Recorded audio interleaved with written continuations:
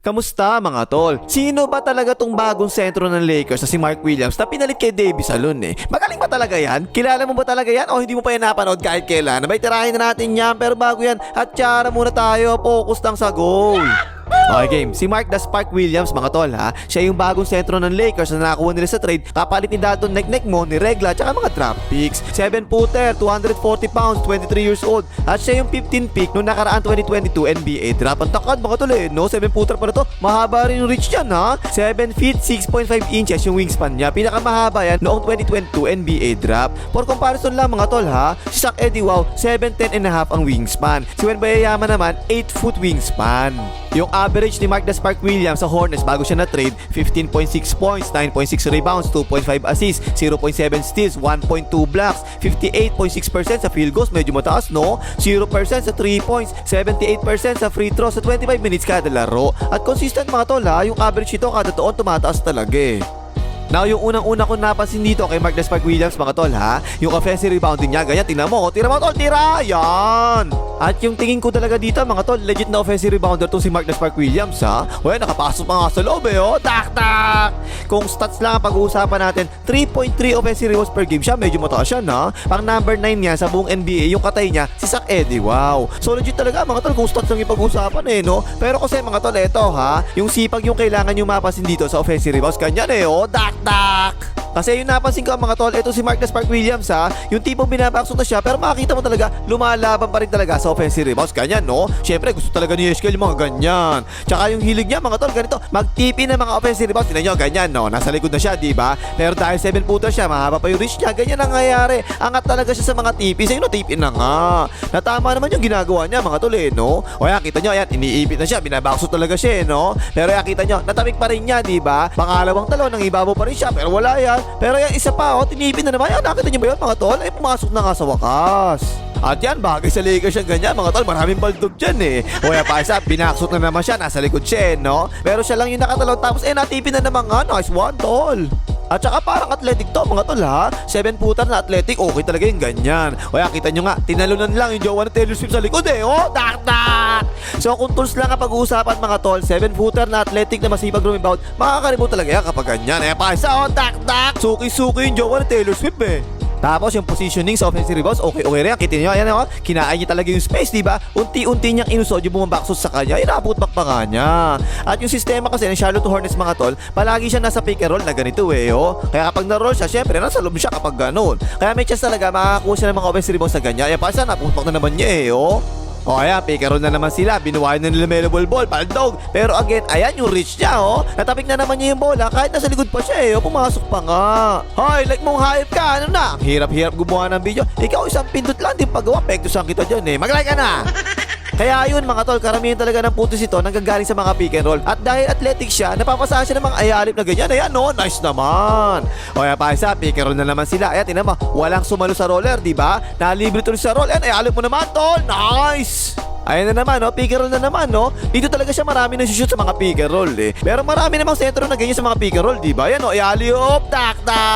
So parang kung tutuusin, average naman yung ganyan sa NBA ngayon. Siguro mas matangkad lang siya ng konti at mas athletic siya ng konti kaysa sa ibang big man sa NBA. Pero marami talagang ganito ngayon sa NBA, eh. Dalhin mo sa sentro ay mga pick and roll na ganyan, tapos makakabuelo na ganyan. Siguro 70 to 80% ng big man ngayon sa NBA kaya dumakdak na ganyan. Ialip mo na ganyan, no? Tak!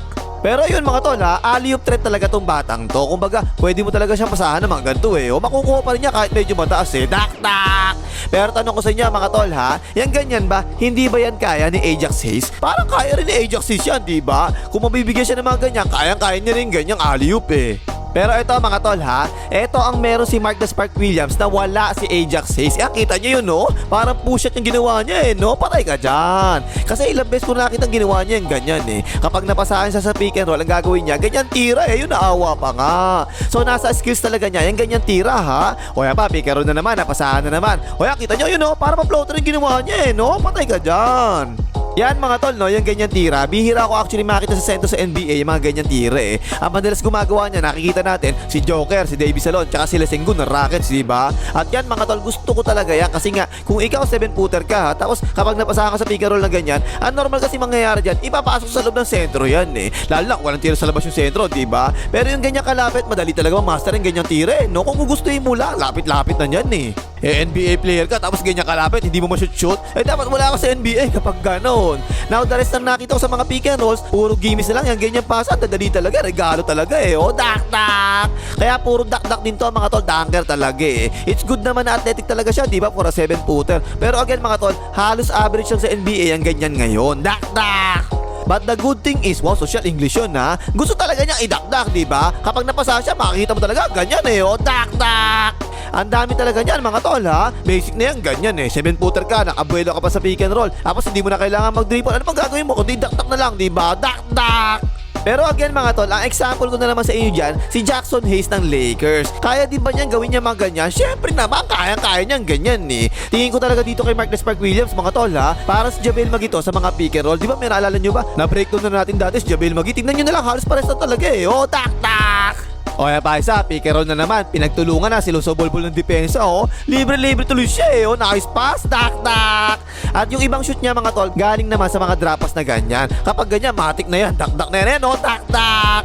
7-footer ka, tapos libre-libre sa ilalim. Baka si Joker lang yung kaya sa isang 7-footer sa NBA na hindi dadakdak yan ganyan eh. Tak-tak. Pero again, yung nagustuhan ko na naman dyan mga tol, minsan kasi ginagamit din niya yung pa-floater kapag napasahan siya ng ganito. Ayan, kita nyo, okay, di ba? O yan pa isa, tinan mo, sumasalaksak yung kami niya, di ba? Sabay pasa sa kanya. Ayan, kita nyo, oh, ang bilis niya na itira yung bola, di ba? Okay talaga yung ganyan tira, lalo-lalo na sa isang sentro, napaka-useful talaga niyang ganyan eh. Kaya mataas talaga yung field goal percentage nito mga tol. Kapag tinignan natin kasi yung shot niya, ayan, kita nyo, oh, puro loob talaga halos eh, no? 88.7% ng shot distribution niya, malapit talaga sa ring. 60.8% do, pumapasok, kaya field goal percentage niya 58.6%, medyo mataas talaga.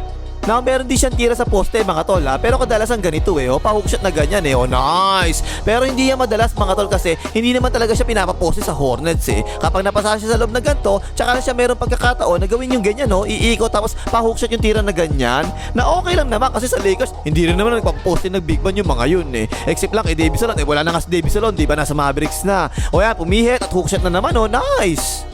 O yan pa isa, kumatsa, napasahan siya sa ilalim. Ayan na naman no, basic move naman sa NBA yung ganyan, para sa isang big man eh, pasok na naman. Tapos yung seal mga tol, wala eh. Bihira-bihira talaga nangyayari na nagsisil to na ganyan eh. Ayan, napasahan, isi 2 points na yan. Kasi nga mga tol, tansya ko, baka 80% ng atake dito sa opensa galing talaga palagi sa mga pick and roll eh. Na ganun din naman ginagawa ng Lakers ngayon sa mga sentro nila eh. Na kung tutusin mga tol, mas madalas sana eh, no? Kasi 7-footer to, tapos mas maliit yung bantay na ganyan. Tulad yan, si Bukot lang yung bantay niya. Eh di post niya mo na kagad, di ba? Ayun, full counted pa nga. O yan pa isa, seal na naman siya. Ang tagal sa loob eh, oh. Ayan, pagkapasa pa lang ng ganyan sa atin yan, 3-second violation ka na dapat yan eh. Kaso tamad tumawag na 3 seconds sa NBA, ayun, pabanda pa nga. Tapos sa fast break mga tol, no, hindi ko naman masasabi na mabilis siya tumakbo sa fast break. Para sakto lang kasi para sa akin. Napasahan eh, oh, tak-tak. Hindi yung para masabi ko, ay, ang bilis ito tumakbo ah. Hindi talaga ganun eh. Para sakto lang talaga yung takbo niya para sa isang sentro. Ayan, ano mo tol, tak-tak. So siguro, average lang to ng konti sa takbuhan kaysa sa ibang sentro ha. Mas mabilis siguro ng konti kay Andre Paras, tsaka Lesenggun, tsaka kay Sabonis. Siguro para si Gobert, tsaka si Kessler to sa takbuhan. Pero sa laksak mga tol, drive, wala talaga to ha. Hindi to kagaya ni Davey Salon na kaya sumalaksak. Huwag nyo asahan sa salaksak to. Pati perimeter, di tumitira ng perimeter to ha. 3 points, wala rin to ha. Isang beses pa lang siya actually tumira ng 3 points ngayong season. Sumablay pa nga 0% eh. Now, depensa naman mga tol, particularly sa shot blocking ha. Decent na shot blocker talaga tong si Mark Williams. Kasi 1.2 blocks per game yung average niya ngayong season eh. At mula rookie season niya mga tol ha, 1 block per game na siya no rookie season niya in 43 games. Tapos second season naman niya, although 19 games na siya naglaro eh, no? 1.1 blocks per game naman. At ngayong season naman sa 23 games, 1.2 blocks per game naman. So consistent talaga yung shot blocking niya. At yung ganyan mga tol, expect din na naman natin yung mga ganyan sa athletic 7-footer sa NBA, diba? At least 1 block per game talaga yung mga ganun eh. Hindi naman kasing galing talaga to ni Davey Salon sa depensa, pero decent naman talaga. Pwede na yung ganyan sa isang 7-footer. Average na depender yung ganyan sa NBA. At panghuli mga tol, no, nabanggit ko na kanina, di ba? Baka hindi nyo lang napansin eh. Rookie season, 43 games lang siya naglaro. Second season, 19 games lang siya naglaro. At this season, 23 games pa lang siya naglalaro ha. Kasi mga tol, yung rookie season niya, actually, pinaglalaro pa siya sa G League noon eh. At medyo madalas din, nagkaroon siya ng left ankle sprain. Although naman mga tol, hindi naman malalayo kasi mga 2 weeks lang nakakabalik na kagad siya eh. Ang malalang injury niya mga tol, eto, yung lower back contusion noong December 2023. Hindi na actually siya nakapaglaro buong season eh. Kaya nga, 19 games lang siya nakapaglaro nung second season niya. So anong hatol natin dito? Actually mga tol, tingin ko talaga dito, parang si Jabel Magui talaga tong player na to eh. Siguro, mas may opensa lang to ng konti kaysa kay Jabel Magui. Makakatulong ba siya sa Lakers? Oo naman, wala na si Davis Salon eh. Siya na malamang yung maging starting center ng Lakers ngayon, di ba? Pero syempre, huwag kayong mag-expect na kasing galing ni Davis Salon tong hype na to. Ang tanong eh, sulit ba yung ginawang trade para sa kanya? Si Dalton Neck mo yung binigay ng Lakers? Actually, hindi natin masasabi ngayon yan eh. Siguro, antayin na lang natin maglaro to, tsaka natin hatulan eh, no? O yan, panghimagas, maglagay, mga hater matanda.